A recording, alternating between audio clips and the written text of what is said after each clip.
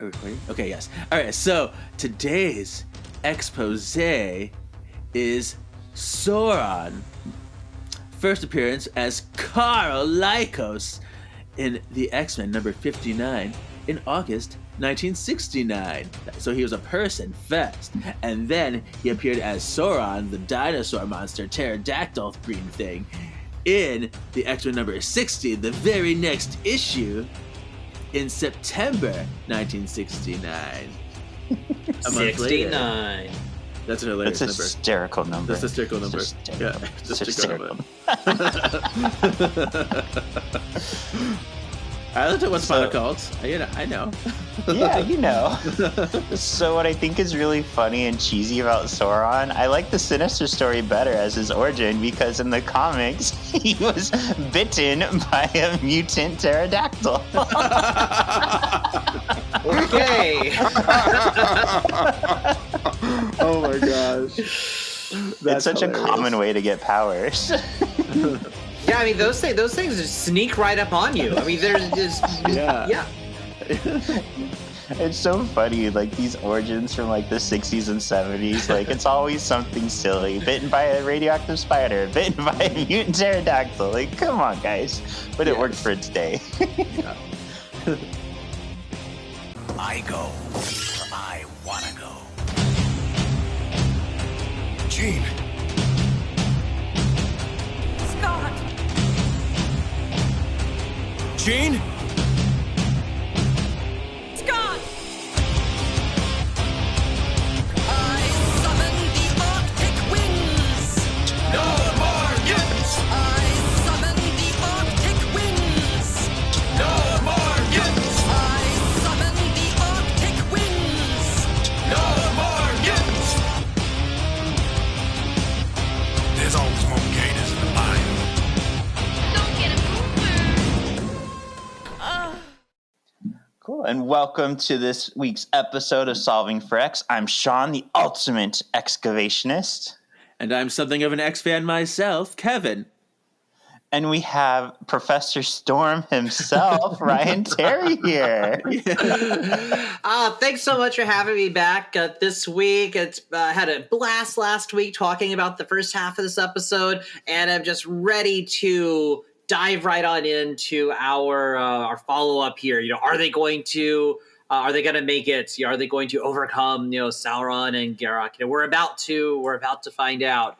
And so it was a lot of fun. Again, thanks so much for having me on the show. I just love all the times that we've been able to spend together over the years. And so it's always fun to get to sit down and see you guys and talk about a favorite show of ours. Yay. And even one time in person in Florida. That's right. We did. It was at the Magic. It was the Magic themed bar. I forget the Abracadabra. Oh, fancy. Yeah, it was like it's at the boardwalk, I believe.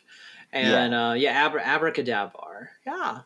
On our previously on, we asked which Storm outfit do you like the most? So if I remember right from last week, Professor Storm said the 90s X-Men Task Storm. Kevin said the 80s, like Pride of the X-Men Storm.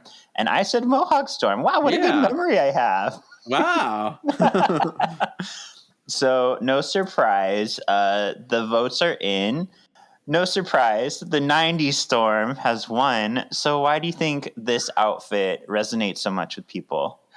Well, let's be honest. It is the least sexy of all the outfits. However, for those who aren't into comic books, and which is me. I don't dislike them. I just I don't read comic books or graphic novels, and so there may be a lot of people out there who are we'll just say collectively in their 30s, and so that way none of us has to feel too old. That grew up with the animated series, and I was aware that the X-Men came from comics, but I didn't read them. And in '92 when the show came out, there's no Wikipedia. I think email is a thing, and AOL is in its earliest iteration. So there's not a way of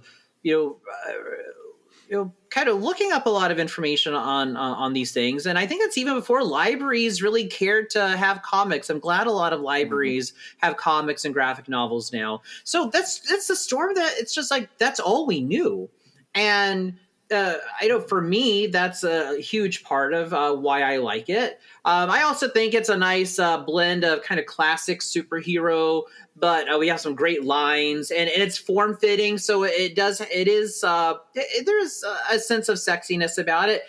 This is the Storm with the biggest jugs, though. Much bigger, It shows them off. much bigger than the rest of them. So for me, that's what it is, and I think that's probably what it is for a lot of people. This is how we were first introduced to Storm. If the only thing you really knew was the animated series. Yeah, and it probably reminds them of something they love so much. This was the Storm they knew, and this is a show they loved, and it's just there. It's like Mighty Morphin Power Rangers. There's so many different Power Rangers, but everyone loves Mighty Morphin because that's the one that they know and they started it. Yep. And even though this is my least favorite Storm outfit out of the four, like I understand why it won because, like you said, it's the popularized one. Like a lot of people didn't know X-Men until the show, so these are the immortalized outfits of the X-Men. That's a great way of putting it. Yeah. I'd say for outside of the comics, this is the outfit that was immortalized. I think it's a great description for it. Yeah. Mm-hmm. Cool. Let's get into Savage Land, Savage Heart Part 2. This aired 1 week later, September 17th, 1994. Written once again by Robert N. Skur and Marty Eisenberg. Directed by Larry Houston. Haha. The storm rages on as a possessed storm storms the Savage Land. Below are merry mutants. Wolverine, Beast, and Rogue with Buddy, Kazar are pelted by water as hot, evil fuck me Storm does her thing. Carl reveals that his alter ego, Sauron, has ravaged Storm's mind and driven her mad. Jubilee is still riding the pterodactyl. Wolverine tries to stop her as she flies towards Storm. Storm knocks Jubilee of the jungle, I love it, off her ride, but Rogue catches her. Jubilee of the jungle. Jubilee of the jungle. And we get this line. I thought of you, Ryan, because Storm refers herself as the Storm's mistress. Damn, girl.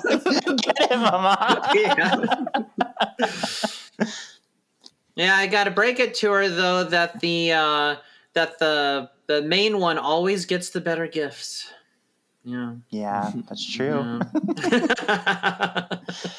Did you know there's kind of a rising want amongst fans? They want to see Storm with one of the Avengers. Could you think of who they would want to see her with? Oh, I guess I never really. I always kind of pictured her as like very kind of a lone wolf. I can't say I ever really thought of Storm in a relationship. I mean, I know from the comics, actually, Sean, I think you're the one who told me that in the comics that she marries T'Challa. Yeah. So I know there is I know she can be romantic, but the Storm that I know from the animated series, I always kind of see as a lone wolf. So I can't say really ever thought of her with any of the Avengers. So I'm curious what you guys think. Perhaps I will be inspired to come up with an idea. Yeah, I have no idea who they would have chosen. I mean, there's so many of them that seem random. Because I was going to say T'Challa because I knew they had a relationship. That's the one I was thinking of. But I'm like, any of the other ones? Thor, because he has lightning powers. Thor. That's it, actually. People want to see Storm and Thor, too. They want to see Storm, the perfect Storm. A thorn in my side. Oh. But yeah, it seems like in the comics, she's been with... The most random one to me was when she was with Cable. I was like, did you just put them together because they both have white hair? And then probably my favorite was her and Logan when they were together. But it seems like T'Challa is her Gwen Stacy, where like Peter Parker, like that was his big love. Like MJ even is sometimes like, but you love Gwen more. You just aren't with her because she's dead. But she seems to always come back to T'Challa, and the only thing that separates them is she has a loyalty to the mutants, he has a loyalty to the Wakandans, and they can't really be together and be in those worlds. So it's kind of tragic and loving. Oh man, I wonder if what do you think about Storm and Beast? Absolutely not. Okay. That never crossed my mind. I mean, that's probably like a fan service for Ryan there. Well, no, Yeah. I think it's because they're both intellectual, and so That's true. that's why I would picture them together. Maybe not Beast from animated series, but what about Beast from the movies? But played by a Nicholas Hoult, who's also a hottie. So so what if we? So what do you think about that, or just no, just not at all? That could work, because that's a totally different beast. And I could see And it's that a totally working. different Storm too. If I think of like the young Storm that's there, that gives me a different picture in my mind. Yeah, I think her name is Alexandra Shipp. yeah, If I remember Yeah, I right, think but so. she's Yeah. very beautiful, and I I can can see them see her with connecting. with Holt. Yeah. Meanwhile, Zaladane prays for the Gay Rock statue, which now looks more like Michelle Visage with his fabulous new red eye makeup. Garrock says he feels himself growing stronger. Just then, Storm destroys the statue. Zaladane flips the fuck out until she realizes it has freed Garrock from his prison to take over the land. I called her cock lady in this one. And I'm like, she is so weird. The way that Garrock was creeping across the land, though, and that shadow reminded me of I forget the villain's name, but the from Fern Gully. And so that just it's just like kind of remind just how he was interacting with the land. It reminded me of, I think it was the pollution monster, but it's Toxic love. not as lame a name as that, but whatever the thing was. That's what kind of reminded me of was or very something that you might see in Captain Planet. And so the way the way Garrock was creeping there.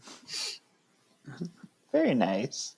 So, Storm continues to wage war on the land, drowning Littlefoot. Did you see that? It was like it was right straight out of a Land Before Time. And so I was like, wow, we're killing baby dinosaurs. Wolverine threatens Lycos, but he says there's nothing he can do. Our merry mutants are suddenly simbaed by a herd of dinos. And that was right out of the Dr. Grant, Lex, and Tim running from the Gallimimus. They find safety in a nearby cave. Our team try to come up with a plan. But how do you fight hot, evil fuck me Storm? Carl offers to sacrifice his humanity by absorbing his will from Storm and turning back into Sauron. Sauron. Beast backs him up. It's a plan. I mean, if Beast says it's a plan, it must be. I mean, what can go wrong? Yeah, what could go wrong? And Beast's Waldo glasses give me so much life here. Yeah, and his backpack was like right out of an REI store, and so he's got like it's just like it's perfect accessory. Nobody else has any supplies with him, but he is perfectly prepared. Yep, because he's Beast. That's what he does. It's probably one of those like camelback things too that's got the water in it, and with the little straw thingy that that like comes like up over your shoulder. Okay, me. Outside, Storm continues to pick on dinosaurs. What a bitch. Our team attacks her to get her attention. It works. Storm destroys the catapult that Wolverine, Beast, and Kazar were using. Just then, Rogue flies Carl into attack from Storm from behind. He draws out her bad juju. The storm dissipates, but in absorbing her power, Lycos turns into Sauron once more. Oh! Yeah, they really paint Carl as like a really tragic but really like good person in that he's willing to turn back into Sauron just to save her. Yeah. Yeah, At this point, I was, wondering how he was going to, like which direction is he going to go? Because he has got a couple of different, options where he knows he can stay in his current form and continue to after the mutants leave, where he could lead a normal life, but then again, having to, he could take that risk and help to save the day. And so I like how he's faced with this. Not so much a moral, more of an ethical dilemma, I suppose. And so he's faced with this, I guess actually no, I take that back. It is more of a moral dilemma. So he's faced with this moral dilemma, of what to do. So so I like how in a show like this, we're showing kids how complicated life can really be, in which sometimes the right course of action may not necessarily be the clearest course of action. Yeah, true. Sometimes you have to do things that you don't love or that are very much a sacrifice for you in order to get the goal. So yeah, it is a very good moral for kids. One thing that Luwald said is they didn't want to write down to kids. So like they think that's why this show resonated so much with kids, because they may not always know what's going on, but they can at least feel smart in watching it. And learn clever aphorisms from Beast. Yeah. Sauron grabs Rogue, who is defenseless as she holds a limp Storm. There is a strange back and forth exchange of energy where Rogue takes on Sauron's face again and again. She's beautiful. Oh, she's ugly. Oh, she's beautiful again. Sauron can't take the heat and flees. Rogue lands with Storm by her friends. Rogue explains that hers and Sauron's powers must have canceled each other out. The team takes Storm back to the village. Yeah, she's like, that was crazy. Yeah. Kevin, do you remember what other villain Rogue can't absorb powers from? Oh. Other villain. Is it... It's not Mystique, is it? No. No. Who is it? It's a guy who has a bad mojo. Oh, I don't want to go to bed with him then. It's not Mojo. It's Longshot? No, it's Mojo. Mojo? Okay, I was gonna say, I thought you were trying to give me a clue, but not tell me. Okay, so Mojo. Okay, interesting. No, I'm really I don't just remember. that obvi. Yeah, we kind of talked about it. She's tried to absorb him before, but she can't. He's like got these mystical powers that blocks even her power. Oh, that's right. You did mention that. So back in the Savage Land, Garrett continues to spread across the land. Yep, he's spreading. He is. Quicker than the next hashtag campaign on you fill in the blank social media. Right. Meanwhile, Beast grabs the med kit from the Blackbird. He joins the others to treat Storm. Jubilee now sees how difficult it must be for Storm to stay in control. Rogue unveils that when she touched Sauron, she heard the name Saladin over and over and over in her head. Khazar reveals that Saladin is the self-proclaimed high priestess of Gayrock. He turns and looks at his people praying to a Michelle Visage statue. I know Michelle Visage is actually a very beautiful lady, but I just love how everybody picks on her. So that's why I decided I'm going to use her. Yeah. Back in the hut, Wolverine looks after Storm. New eye makeup on Garrick psychically comes to Storm's mind. She wakes up. Wolverine vows revenge on Sauron for her. Storm says, Not Sauron, you idiot! Gayrock! Storm senses nature out of balance. She blasts the statue and blows everyone. Wolverine, Jubilee, and Khazar subdue Storm long enough for Beast to administer a sedative. I have so many notes for this scene. That the syringe-like device that Beast has. It's right out of Star Trek. It's the it's exactly like the hypo spray, which which may be a little more than coincidental, because at the time this would have been written, or shortly thereafter, TNG was one of the biggest shows on television. And so I wonder if they were the syringe-like device that Beast uses was directly inspired by the hypo sprays from Star Trek Next Generation, because of just how close this would have been written to it. And we've seen where other media, like we talked in the last episode, Lord of the Rings, inspiring Sauron's name, and may have actually influenced that design. I would go out on a limb and say you're probably right, because, a lot of these people being X-Men fans were nerds. They were our people, so they probably were very inspired by the Next Generation, TNG. Yeah. This scene when she was in bed, I could see up Storm's nose, so I noticed that.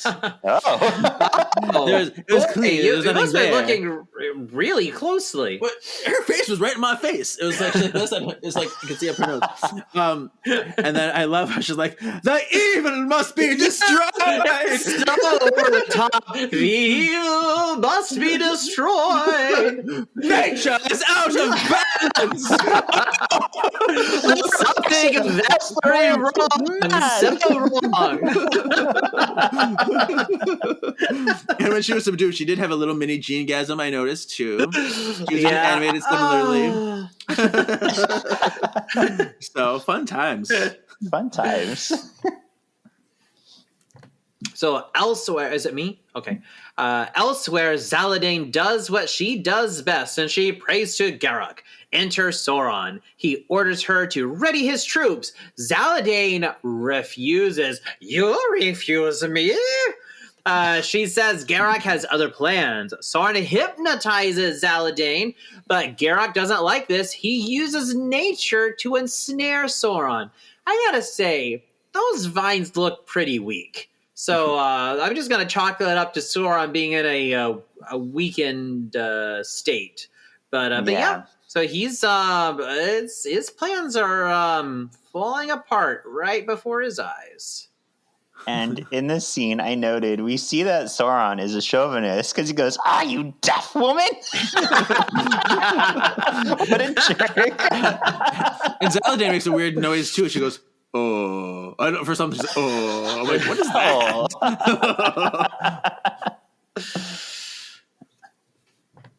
Okay. Ted? Yes, you get a whole novel. Oh my goodness. In a flashback, Garak reveals his history.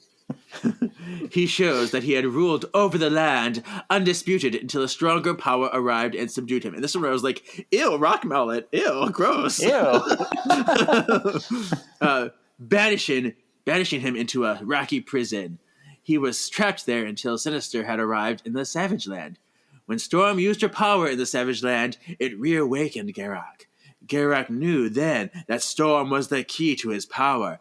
He commanded Zaladane to find Storm, the Weather Witch, which brings us full circle to why Zaladane sent Kyle to New York. The necklace of Garak is what drew Kyle to Storm. Unsik, you did not know why you loved her so much, but it was me.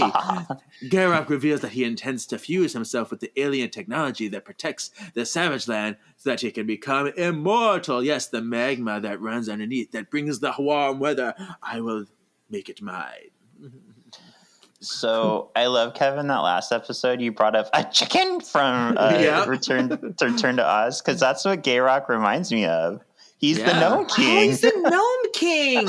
I didn't think about that, but you're right. So because as he gets more energy, he becomes more humanoid-like. So you're right. It's right out of Return to Oz. I better hope Zaladane doesn't lay an egg. Yeah. Oh my God, that's the picture for this week. There you go. Wearing the ruby red slippers.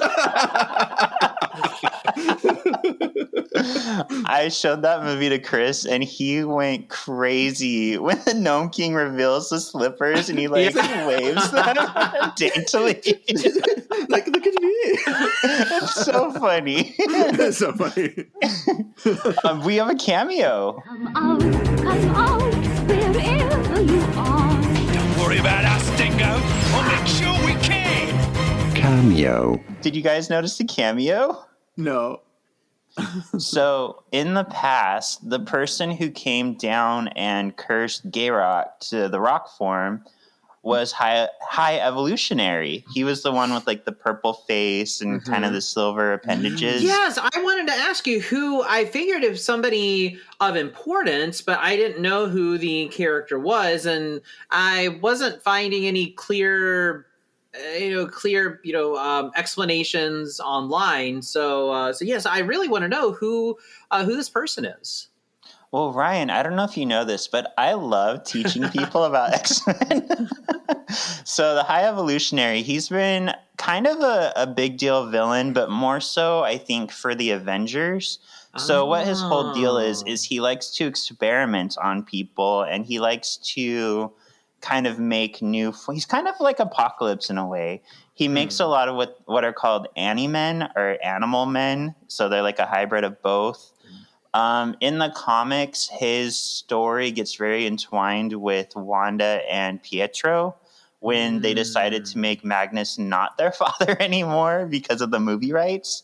It came down to like the High Evolutionary is the one who kind of experimented on them and gave them their powers. So he's been around a long time, and I really like that even though he's just a really quick cameo in this, if you remember back to last week, Zaladane eventually works with High Evolutionary. So we still get that nod to, like, the creators are kind of like, yeah, we know what's up, but his story doesn't fit here, but we'll still give it to you in this form. Cool. No, I had no idea. Yeah, that's what I'm here for. Back in the hut, Rogue is treating Storm. Storm begins to be tied up like the kinky bitch she begs to be tied up. Rogue feels remorse for telling Storm to let loose. Just then, there's an earthquake. Rogue leaves the hut to check it out. Kazar points out that the land is changing. It becomes more crystalline looking, and Gayrock appears on a mountain. He opens chasms through the village. Beast saves Jubilee. Just as a hand appears and starts grabbing people, Wolverine fights him off. Yeah, that hand rock was no match for adamantium. Right.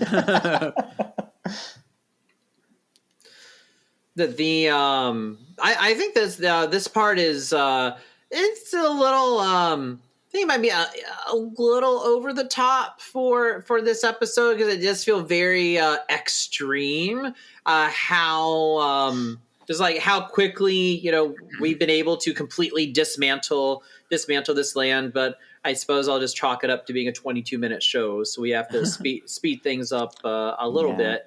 But the crystalline kind of transformation of the land, I wasn't quite getting that because it doesn't really talk about. I guess he's just trying to make everything rock-like. But I don't know. So that part I was like, I don't really know why we're transforming the land, but it certainly goes to the storm-like chaos that we have, through this land. Cause it's just like, shit's really hitting the fan at this point. Yeah. I think this is the scene where Beast says, alley-oop, just like Phoebe in the Charmed comics. I was like, Oh, yeah. my goodness. That's so weird that Charmed to come up in this show. I know. So in the hut, in the Pizza Hut, Storm freaks out that Gayrock is loose. The hut turns to stone and closes in on her, which it doesn't get brought up in this episode directly, but fans of the show will know that one of Storm's biggest weaknesses is her extreme claustrophobia. But Storm blasts her way out. She takes to the sky and wages war on Gayrock. As the sky battle ensues, Beast notices Gayrock's shadowy form heading towards the volcano. Kazar reveals that the volcano is what heats the Savage Land and keeps it safe from the Arctic colds. Beast hypothesizes that if Gayrock absorbs the heat from the volcano and from the tech, it will not only destroy the Savage Land, but also turn him into one of those apple turnovers from McDonald's, which are filled with molten lava and make Garrock immensely powerful.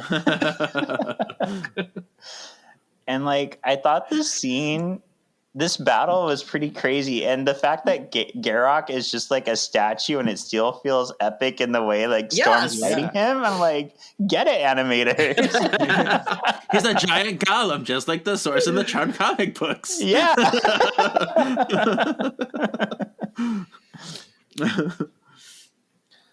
All right. 13. Storm throws her all at Garrock. Beast is suddenly worried that Storm's weather attacks only serve to make Garrock stronger. He warns Storm to stop, but angry Storm don't care. Rogue flies up to stop her. The two ladies tumble through the air. Storm breaks free and continues her attack. Oh. Woman, listen to Reason.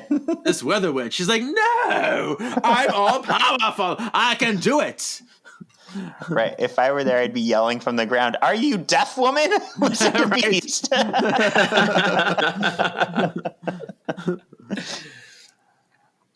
All right. Down below, Sauron struggles in Garrock's grasp. He's able to hypnotize Zaladane and break free. He flies off to join the battle. And she was taken down a little too easy. I know she's not as powerful as the mutants, but it just seemed like this time it was just like, look into my eyes. Oh, okay, dead. It was very her death was, or I'm guessing she's dead. It was anticlimactic at best. I think she deserved a little bit more than a mini-gasm. Oh, and that's it. Yeah. You got me, gal. So back in the volcano, Storm and Rogue continue to air pummel. Garrock absorbs enough strength from the volcano to form a rock-hard body, which grows into the heavens. Sauron gets mad and starts absorbing. I mean, wouldn't you? He's just like, he's got no definition at all. And then you got this other guy who's got this rock-hard body. Sauron gets mad and starts absorbing the energy from the volcano. Garrock shrinks as Sauron grows. I guess one of them is a grower and the other is a shower. The two fight kaiju or Godzilla style. Sauron succeeds in exploding Garrock, and there is an epic explosion. And this is right out of a kaiju movie, Godzilla, King Kong, or even Mighty Morphin Power Rangers with like our swords at the end. And so that it's like it was reminding me of all those things, because it was just like you just couldn't get any bigger than this. And it was just it's quite daunting for our heroes, because just like, how do you defeat these Zord-like creatures at this point? Mm-hmm. Yeah. Megazord Tokusatsu shows. Yeah. The merry mutants on their way search desperately for Storm and Rogue. When all hope is lost, Rogue plays peekaboo, peekaboo, and moves a rock off her and Storm. Beast demands everyone to get to the Blackbird to treat Storm. The Blackbird takes off, leaving the Savage Land. Aww. Ta-da! Leaving it worse than when they came. I know. It's destroyed. Let's get out of here. Yeah. You guys take care of it. Bye. In the Savage Land, we see Zaladane next to a dying Garrock statue. We also see Khazar come to Carl's aid, feeding him some life energy to help sustain him. Oh, and Shanna is there, but she doesn't talk at all. She's just like, "Hey guys, I'm here." Oh yeah, this part was just too cheesy, even for X-Men the animated series. I was so close. It was just like, what? I think we could have left that out. That was again a little too campy for even this show. I agree. So close. I can work a little harder if you want, baby. So back on the Blackbird, Storm apologizes to Rogue for her behavior. Very Storm-like, very upstanding mutant. Rogue empathizes and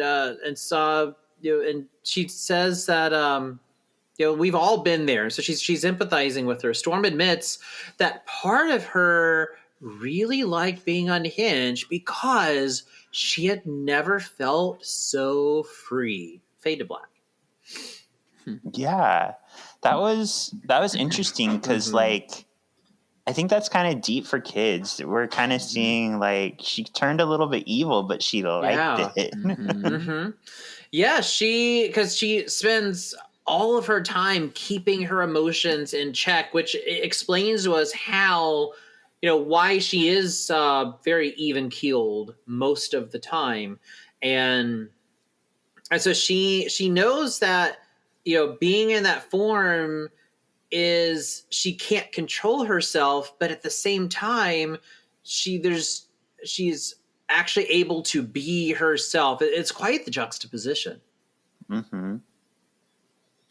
Yeah, Love deep it. thoughts for little kids. Deep thoughts for little minds. All right, so that brings us to the end. So Ryan, extreme, expected, or X out? Another extreme episode.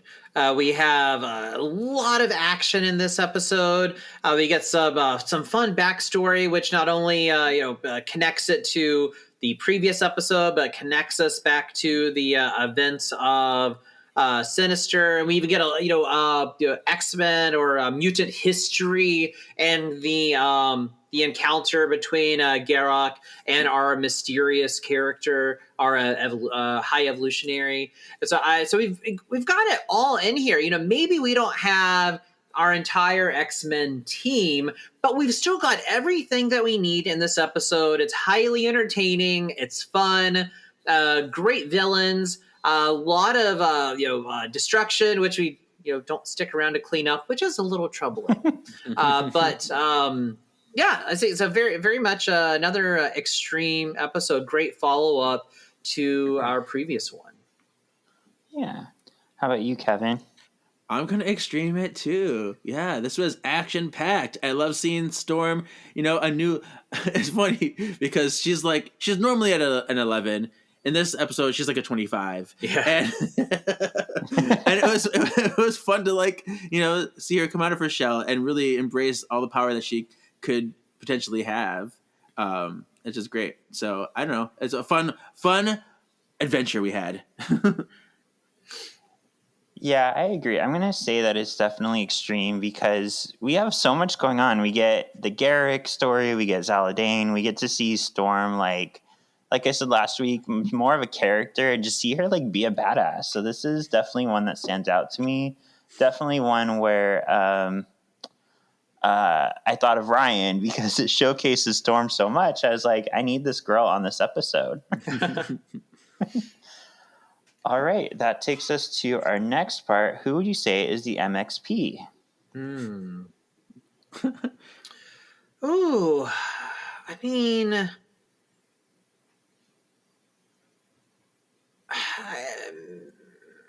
I'm inclined to go with Beast again, but we do have that sacrifice of Carl / Sauron. So, if it weren't for him, we wouldn't have defeated Garrock. So, despite the fact that he is one of our villains in this episode, and I'm going to have to go with him. Yeah. Actually, I'm just going to jump the gun. I said the same because, he really did, in absorbing the volcano energy. He's the one who stopped Garrock. They were lost without him.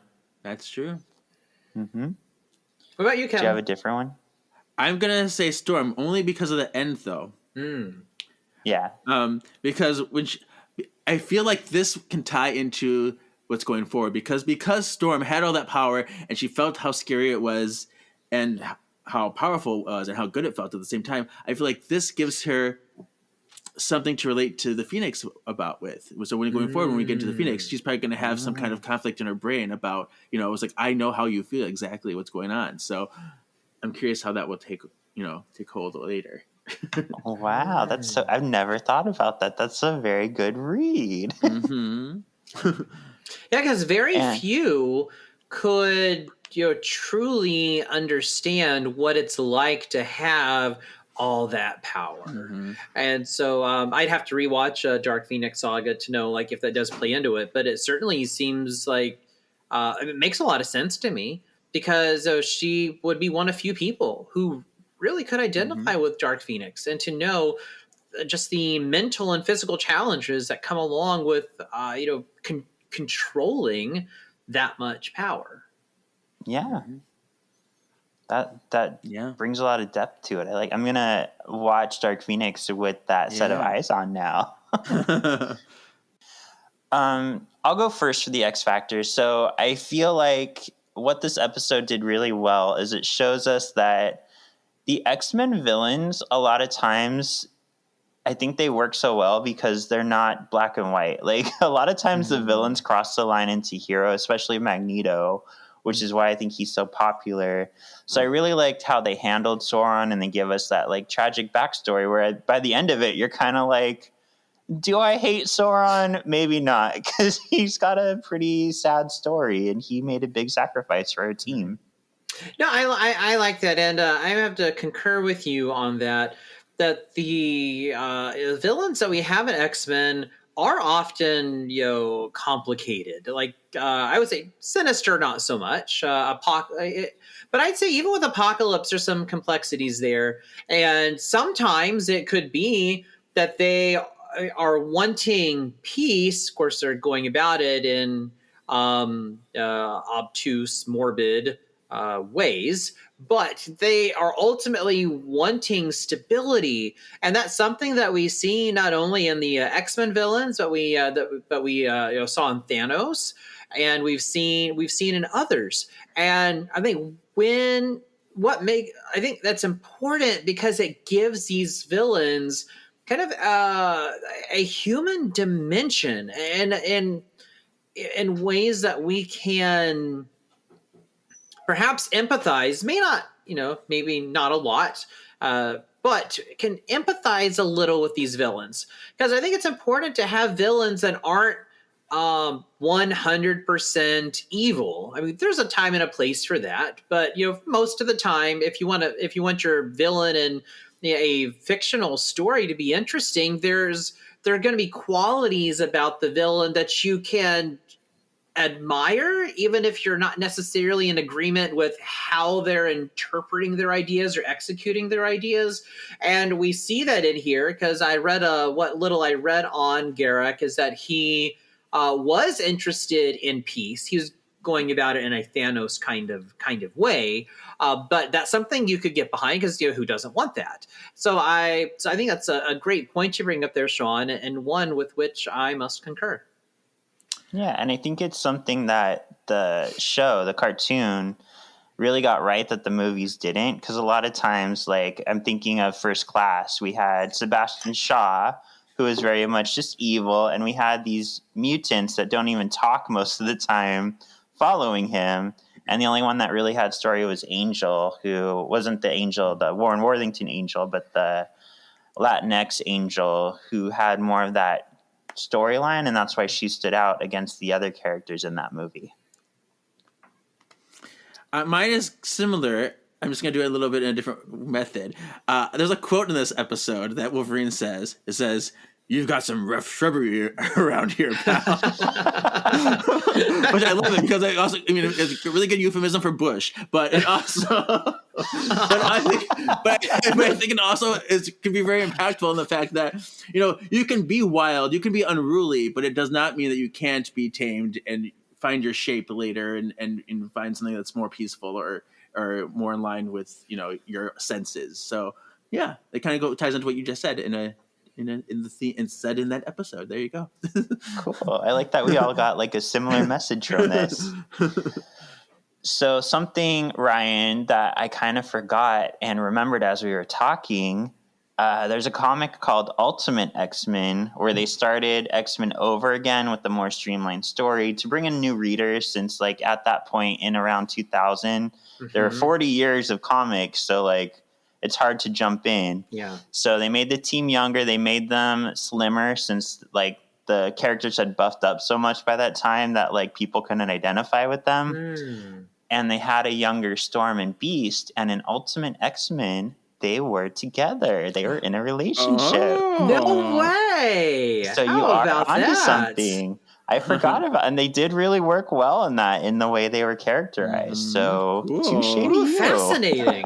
Look at that. But I bring that up because today's previously on question is, who do you like Storm with the most? Our options here are Cable, her first love in the comics, who was Forge. They had a big thing together. Wolverine, which came later, or T'Challa. Who wants to go first? Ooh, well, I'm gonna go. I'm gonna go with T'Challa, and it's just this one's really a matter of culture, because they both come from a very similar. They have a similar background, and she may not be from Wakanda, but they can connect with each other on their, just from the. From their hometown, so to speak, and so I think they share a lot in common in their respective families of origin, and love for love for land, love for their people. We get to see the love for Storm's people in the episode in which she goes back to rescue Missionary. And I see similarities from that perspective between both T'Challa and Storm. So it may be a little bit of a cop out because it's the relationship that's the most known. So it's not a big stretch by any means, but I do think that they I do see them kind of bouncing off of one another and complementing. Maybe that's the better way of putting it. Complementing one another very well. You're onto something, because they've written into the comics as kind of a reverse continuity or retcon that Storm's village that she grew up in was very close to Wakanda. Okay. So Child Storm and Child T'Challa would actually meet up as kids. So they wrote in this whole history, so it wasn't as random that they eventually grow up and get together, because they've always kind of known each other. So it's very... I like that you tune into all these intuitive things that they have done within the comics because of your love of Storm. Yeah, I mean, T'Challa does seem like the best answer, because I kind of want my Lion King fantasy to happen. Their kids would be gorgeous. Yes. Oh, yeah, I mean, really, just sit on Pride Rock and just, love it. But part of me really wants to say Forge too, because I did like her and Forge together. I don't know why. I remember like when she turned into a vampire, Forge was there too. So are you forging a new frontier for Storm?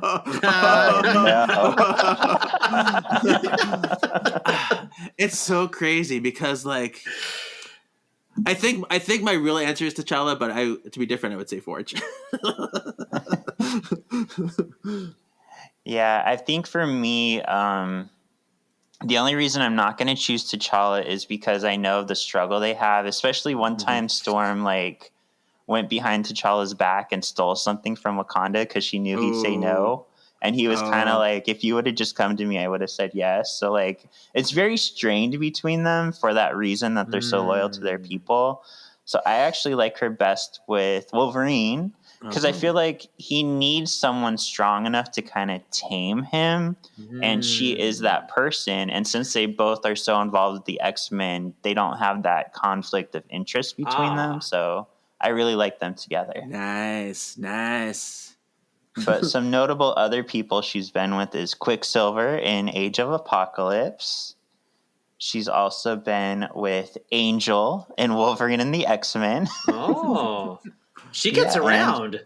She does. Well, look at her. Look at the lady. It's true. And Kevin, she's even with Cyclops in an alternate reality. Oh. Yeah, there's so many like what ifs out there. So cool. I'm interested to see what the people think. out of those 4, watch out of all the like talk we did about these 3, people would just pick cable. Right. Nah, tell her to cut the cable. Yeah, cut the cable.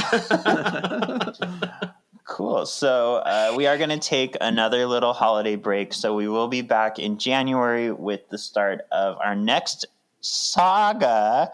Kevin, next episode is the Dark Phoenix saga, Dazzled. What do you think it's about? Ooh, give them a little razzle dazzle. No, yeah. So it's gonna be the Dark Phoenix saga, and I think maybe Dazzler will be in it. Wouldn't that be great? That would be great. And just like we did with the Phoenix saga, Sexy Xyz, we're going to be doing 1 episode a week, and we are going to have a fabulous guest per episode. I'm excited. All right, Ryan, this time, where can we find you, girl? Sure, you can hang out with me on Twitter at RLTerry1. You can follow me on Instagram if you want. But like I mentioned last week, I don't take, quote, Instagram photos. It's just kind of my life. But you can follow me on there at RL_Terry and read my movie blog at RLTerryRealView.com. That's real with 2 E's. Yay! Yay! How about you, Kevin? Yeah, you can follow my other podcast, Words of the Witches, covering the child books. And Shawn and I are doing season 9 right now, so continuing that journey. Or you can follow my personal KGZ87 Instagram, where it's just like rando crazy stuff. You left out sexy rando crazy stuff. Yeah.